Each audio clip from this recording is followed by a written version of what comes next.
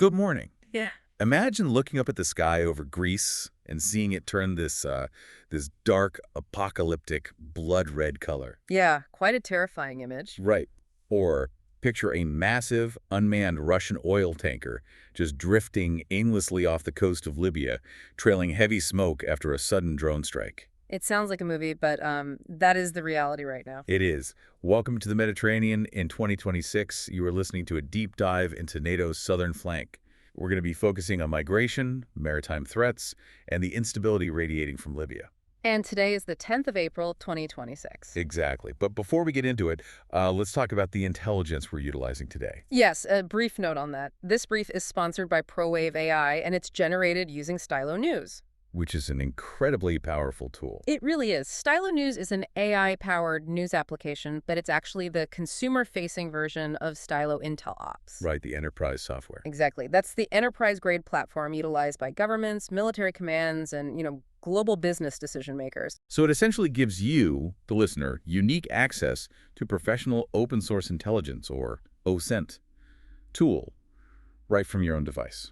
Which is pretty unprecedented. So our objective for today's briefing is to calmly and impartially unpack the primary patterns of global events across the Mediterranean and North Africa, specifically looking at the past 2 weeks. Right, we're trying to identify the key decision makers, understand their operating logic, and pinpoint where their interests intersect. And outline the international impacts you need to monitor. We're analyzing recent intelligence estimates, raw reports, and sentiment data pulled directly from the Stylo platform. And, the defining characteristic of the data we're reviewing is this intense, almost unprecedented convergence. Right, I mean? Well, the Mediterranean can no longer be viewed as merely a regional sea separating Europe and Africa. Right, those days are over. Completely. It has rapidly evolved into a global flashpoint. You have critical energy demands, active military proxy wars, severe climate anomalies, and acute humanitarian crises all colliding in the exact same physical space. We are seeing what might be the most significant shift in the region's security architecture right now. Absolutely. The intelligence reports indicate that the Russia-Ukraine conflict has effectively expanded beyond Eastern Europe and into North Africa. The Mediterranean is now a complex proxy battleground. So let's look at the mechanics of how this is actually playing out on the ground, or rather on the water. Yeah, the most striking data point from the recent Stylo estimates confirms the presence of over 200 Ukrainian military personnel. Wait, 200? Yes, over 200. And they are currently operating covertly in western Libya. Wow.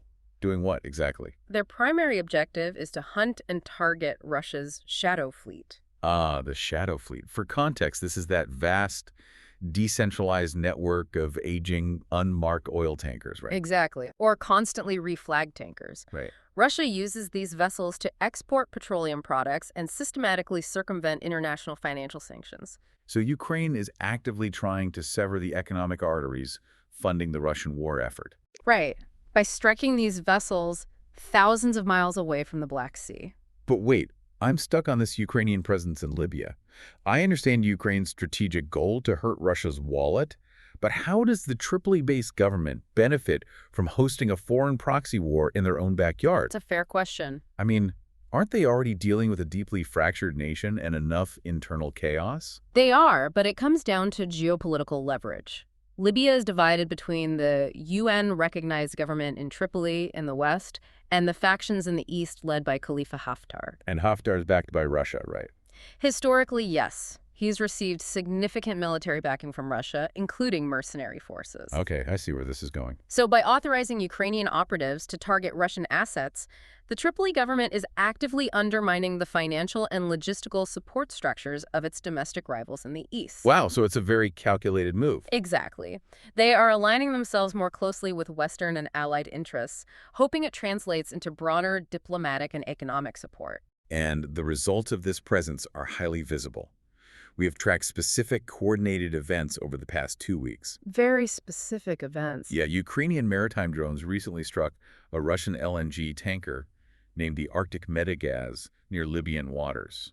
And that strike caused severe damage. Right, the Libyan Coast Guard had to rapidly intervene. They were forced to tow this unmanned drifting vessel out into international waters. Just to prevent a massive environmental disaster. Exactly, from oil or gas spilling onto their coastlines. And the friction isn't limited to drone strikes either. French naval forces recently intercepted the Russian tanker DEYNA in the Mediterranean. So we are seeing multiple Western and allied actors engaging this shadow fleet through totally different operational methods. We really are. Which brings me to a massive contradiction in the data. Oh. Yeah, if we look at the Mediterranean shipping lanes right now, it's like trying to operate a bustling, high-end shopping mall right in the middle of an active firing range. That's a great analogy. You have active drone strikes, drifting damaged tankers, and naval interceptions. How is commercial shipping and the global energy sector surviving, let alone pouring new money into this environment? Well, that is the defining paradox of the region. While the security risks are undoubtedly escalating, strategic economic pivots are accelerating precisely because of those risks. Give me an example. Take China.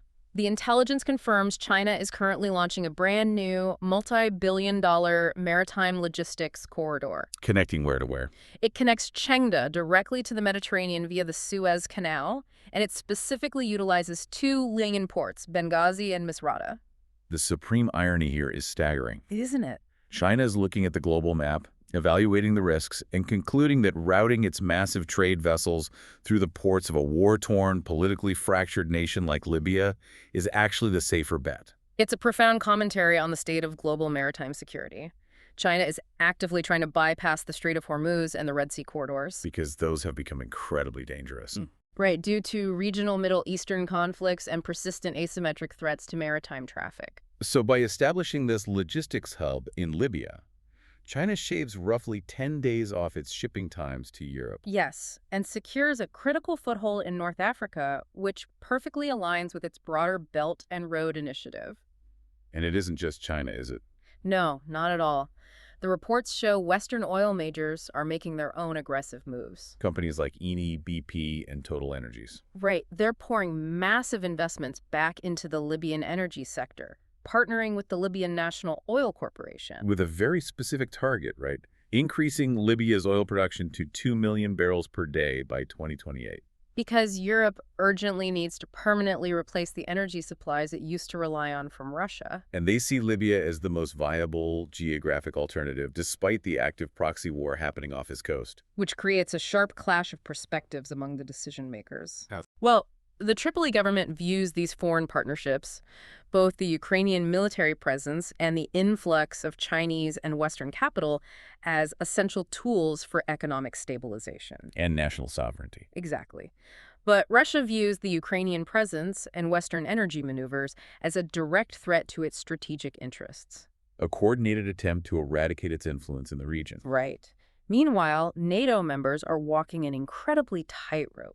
They're balancing their mandate to support Ukraine with deep concerns over these asymmetric naval threats. Like the maritime drones potentially spilling over and striking global commercial shipping by mistake. Exactly. The paradox here deepens when we look at the human element. It really does. The exact same Libyan coastlines that China is eyeing for its new trade routes and that Western oil majors are pumping investments into are the literal departure points for the world's deadliest migration route. And the casualty figures provided by the International Organization for Migration are just devastating. Let's hear the numbers. The Central Mediterranean route has recorded 683 migrant deaths or disappearances in just the early months of 2026. 683. That's officially the deadliest start to a year since 2014. It is. And the specifics in the intelligence reports pull that abstract statistic into painful focus. Just recently, a wooden boat carrying irregular migrants capsized in the Libyan search and rescue zone. Over 70 people remain missing at sea. With only 32 survivors rescued and transported to Lampedusa, Italy. And a separate disaster near Crete left 22 dead. The reports also detailed the deeply tragic case of a 20-year-old man named Mohammed Abro Fahim from Bangladesh. Yes, that was a tough one to read. He died of starvation and severe dehydration after being stranded at sea for days, attempting the crossing from Libya to Italy. It really highlights a grim reality of the mechanics of this crisis. Migrants are undertaking these crossings in severely overcrowded, unseaworthy vessels. Often launched by smuggling networks without sufficient fuel or navigation equipment. Or even basic provisions like potable water. So with European governments spending millions to actively curb this migration, why are the fatalities still climbing at this rate? That's the big question. And what is driving the intense friction we are seeing between state governments and private humanitarian rescue groups? Well, you have two groups looking at the exact same tragedy and coming to complete opposite conclusions on how to fix it. Let's break that down. Start with the state perspective. Okay, so the state perspective is championed heavily by Italy and Prime Minister Giorgia Meloni's government. They are pushing what is known as the Tunisia model. The Tunisia model. What does that entail? It involves partnering with North African governments, expanding beyond Tunisia to include Egypt and Morocco, and using massive European Union financial aid packages to incentivize those governments. Incentivize them to do what? Secure their border. Exactly, to secure their borders and physically intercept the boats before they can reach international waters. So it is essentially the outsourcing of European border control to North African states. Precisely. And internally, Italy is strictly regulating non-governmental organizations, or NGOs, that conduct search and rescue operations in the Mediterranean. Right, there was a recent law, wasn't there? Yes, the Piantedosi Decree. Under this decree, Italian authorities detained the NGO vessel Sea-Watch 5 for 20 days. And levied a €10,000 fine. Right, because the state's operating logic is that these NGO rescue ships act as a, quote, pull factor. Meaning their presence encourages migrants to attempt the dangerous crossing. Yes, and that these private vessels sometimes complicate official operations by refusing to coordinate with Libyan maritime authorities. But the NGO and human rights organizations fundamentally reject that premise, don't they? Completely. Groups like Sea-Watch and Mediterranean Saving Humans argue that it is the restrictive EU policies, the outsourcing of border control, and the total lack of safe legal pathways that force migrants into the hands of illicit smugglers. Right, forcing them onto these deadly maritime routes. Exactly. They argue that deterring or impounding rescue ships does not stop migration. It only increases the death toll. And to underscore the severity of the conditions they operate in, Sea-Watch recently had to rescue 44 migrants who were forced to climb onto an abandoned offshore oil rig. The Deeden rig. Yeah, simply to survive a severe storm at sea. The sentiment analysis from the Stylo platform shows how deeply this divides public opinion. What are we seeing on social media? Well, you see incredibly strong support for humanitarian principles and the moral imperative of saving lives at sea from human rights advocates. But concurrently. Concurrently, there is an equally strong, highly vocal focus on national security, sovereignty, and strict border enforcement from supporters of European governments. This polarization makes comprehensive policy reform incredibly difficult to achieve at the EU level. It really does. And, those migration tragedies are often blamed entirely on policy failures. But lately, the Mediterranean itself has become physically hostile to navigate. Right. Mother Nature is acting as a massive wildcard here. Exactly, complicating both naval security operations and migration rescues. We saw a rare meteorological event recently hit the region. The reports refer to it as a double cyclogenesis. Yeah, a double cyclogenesis is essentially two massive, rapidly intensifying storm systems that merge and feed off each other's energy. Like a hurricane-level blender over the sea. That's exactly what it's like. This specific event resulted in severe gale-force winds, freezing temperatures, and heavy flooding across Greece and central and southern Italy. And at the exact same time, a massive Saharan dust storm swept up from North Africa, turning the skies over Greece, Libya, and Egypt a dark blood-red color, heavily reducing visibility for maritime and air traffic. Yeah. So I'm looking at how all of these data points link up. They're very connected. We have freak storms in Greece disrupting naval operations, but the Stylo intelligence reports are also flagging an acute fertilizer crisis in Morocco. Right. Walk me through the mechanics of that connection. How does severe weather and regional instability trigger an agricultural crisis on the other side of the continent? It is a fascinating and concerning supply chain vulnerability. Morocco is one of the world's major producers of phosphate fertilizers. They hold a massive percentage of the global phosphate rock reserves, right? Yes. This industry is a cornerstone of their economy and absolutely vital for global agriculture. However, to turn that raw phosphate rock into water-soluble fertilizer that farmers can actually use, Morocco requires massive quantities of sulfuric acid. And the base element for that, sulfur, is primarily imported. Exactly. And where does that sulfur come from? The primary supply chain originates in Kazakhstan. The routing typically goes from the Caspian Sea down through regional transit networks to the Persian Gulf and out through the Strait of We Hormuz. reach the open ocean and eventually North Africa. Correct. But the Strait of Hormuz is currently facing severe blockages and disruptions due to the geopolitical tensions and conflicts in the Middle East. Exactly. So a geopolitical conflict in the Middle East chokes off a maritime strait, which completely blocks sulfur from Central Asia from reaching North Africa. This forces the Moroccan government into an urgent scramble. They have to immediately diversify their import sources. Because if they cannot secure the sulfur, their fertilizer production plummets. And if Moroccan fertilizer production plummets, global agricultural yields drop, and global food prices will inevitably spike.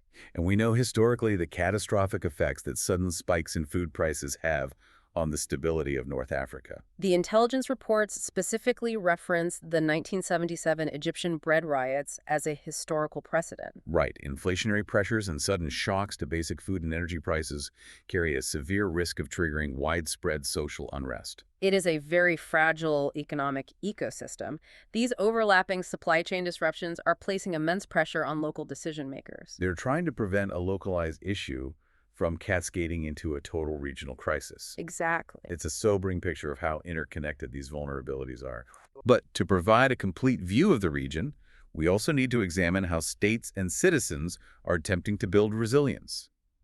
State-level diplomacy is actively pushing forward despite the chaos. Yes, there are some positive diplomatic moves. For example, Greece just inaugurated a historic consulate in Benghazi, Libya. Signaling a clear attempt to build direct economic and diplomatic ties with eastern Libya, independent of the turmoil in the West. And Italy also held a major Mediterranean migration conference in Rome to formalize cooperation with its North African neighbors. Interestingly, the reports also noted a significant domestic legislative change in Italy regarding crisis response. Oh, what kind of change? Italy recently enacted reforms to integrate the Italian Red Cross more closely with its military structures. Really? Why merge a civilian humanitarian organization with a military structure? Well, because the sheer scale of the overlapping crises, climate emergencies, mass migration, and regional conflict is beginning to exceed traditional civilian capacity. That makes sense.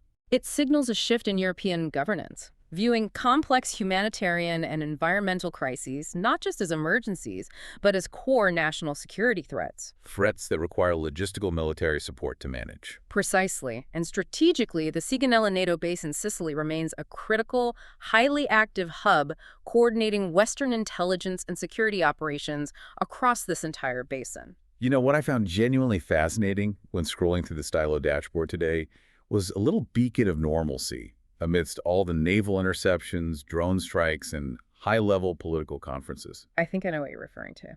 Beyond the military bases and the state diplomacy, there are profound signs of normal societal resilience happening at the ground level. The sources highlight a remarkable cultural event currently taking place. Amidst the political fragmentation and foreign military presence, the North African U-17 football qualifiers are being hosted in Benghazi, Libya. That's incredible. You have youth national soccer teams from Morocco, Egypt, Tunisia, and Algeria all traveling into Libya to compete. Youth soccer qualifiers in the exact same city where global superpowers are vying for port access and proxy influence. When we analyze the perspectives of the Egyptian and Moroccan football federations, how do they view this? They view this tournament as absolutely vital. They see it as essential for youth development and as a powerful tool for regional sports diplomacy. It really highlights a broad, common viewpoint across the citizens of these countries. It does. There is a deep, persistent desire for normalcy, for national pride, and for peaceful competition. It serves as a sharp, almost jarring contrast to the military and political fractures dominating the headlines. Right. It reminds us that human resilience and cultural connection often persist, even in the most complex and hostile security environments. Well said. As we conclude today's briefing, what are the main developments that listeners should monitor closely in the coming weeks? The intelligence estimates indicate three main areas to watch. First, track the physical expansion of the Chinese maritime logistics corridor through the Libyan ports of Benghazi and Misrata. Because that will have cascading impacts on global shipping routes and supply chains. Exactly.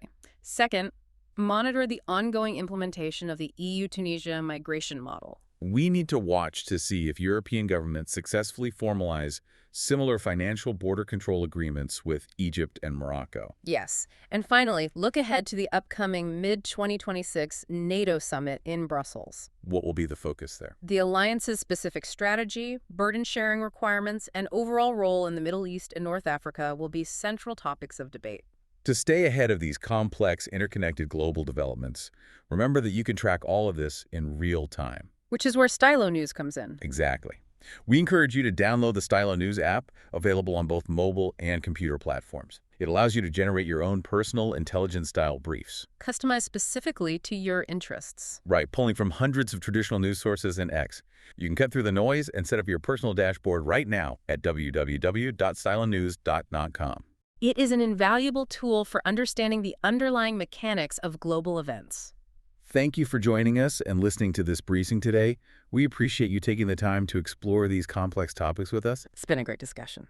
Be sure to follow Stylo News on your favorite social media platforms, and please reach out to request topics you would like us to cover in future deep dives. We want to know what global patterns you want to understand better. And I will leave you with a final thought to ponder as you go about your day. Let's hear it. With distant powers like Ukraine, Russia, and China increasingly utilizing the Mediterranean to fight their shadow wars and build their trade empires, is the very concept of regional security becoming obsolete? That's a profound question. When every local conflict or port agreement immediately draws in global superpowers, who actually controls the future of the Mediterranean Sea? A vital question for the years ahead. Until next time, stay curious and stay informed.